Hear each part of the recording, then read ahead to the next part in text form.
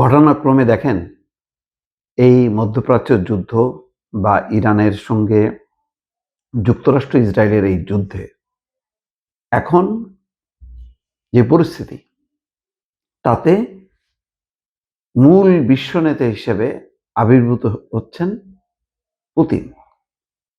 Putin সর্বশেষ মধ্যপ্রাচ্য পরিস্থিতি নিয়ে আরব আমিরাতের প্রেসিডেন্টের সঙ্গে আলোচনা করছে। তার আগের দিন, গতকালকে আলোচনা হয়েছে, তার আগের দিন ট্রাম্প 1 ঘন্টা আলোচনা করছে পুতিনের সাথে। যেহেতু এখন নেতানিয়াহু এবং ডোনাল্ড ট্রাম্প একটা পক্ষ হয়ে গেছে,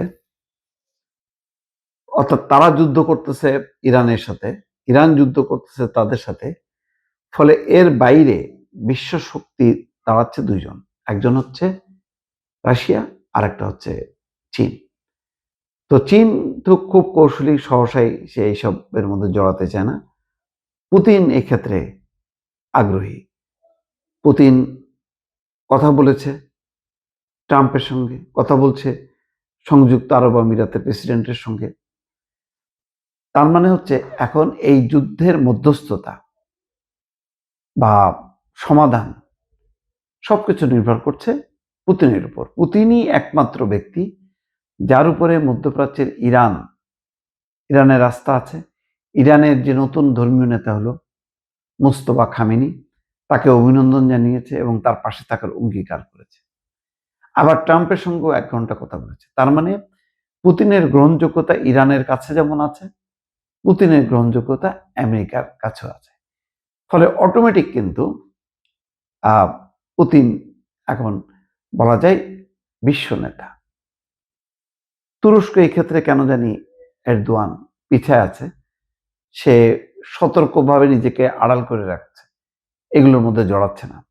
কিন্তু পুতিন কিন্তু নিজের আগ্রহে এগিয়ে এসছে এবং কথা বলছে, এবং বলা হচ্ছে যে পুতিন যেমন ইরানকে সাপোর্ট করছে তেমনি সে আবার মধ্যপ্রাচ্যের পাশেও থাকতে চায়, কারণ মধ্যপ্রাচ্যে রাশিয়ারও স্বার্থ আছে।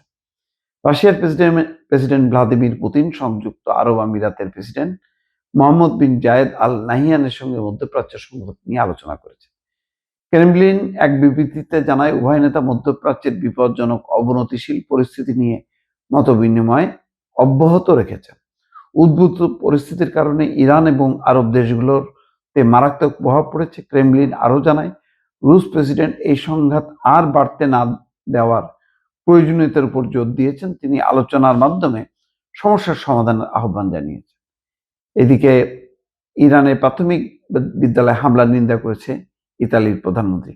আস্তে আস্তে কিন্তু ইরানের ঘটনায় সবাই রেসপন্স করছে যে না, ইতালির সাথে অন্যায় করা হয়েছে। যেমন দেখেন, আর একটা খবর হচ্ছে, যুক্তরাষ্ট্র ইসরায়েলের হামলায় ইরানে প্রায় 20,000 বেসামরিক ভবন ক্ষতিগ্রস্ত। রেড ক্রিসেন্ট বলছে 20,000, এটা কিন্তু কম না। আর সংঘাত শুরুর পর থেকে মধ্যপ্রাচ্যে 13টি জাহাজে হামলা হয়েছে। এইসব তথ্য বলে দিচ্ছে যে এই যুদ্ধ থামানো দরকার। ইতিমধ্যে আমেরিকার যেই ট্রাম্পের পরামর্শকরা বা উপদেষ্টারা, তারা কিন্তু এর পরিণতি সম্পর্কে হুঁশিয়ার করে দিছে এবং তারাও বলছে যে আর মানে না বাড়তে, অর্থাৎ এখান থেকেই ব্যাক করতে। ট্রাম্পও হয়তো ফেরার রাস্তা খুঁজছে, সেই কারণে হয়তো পুতিনের সাথে কথা বলেছে। আর পুতিন ট্রাম্পের সঙ্গে কথা বলার পর এখন মধ্যপ্রাচ্যের বিভিন্ন দেশের সঙ্গে কথা বলা শুরু করেছে। হয়তো 2-1 দিনের মধ্যেই জানা যাবে যে পুতিন মূল মধ্যস্থতা করছেন।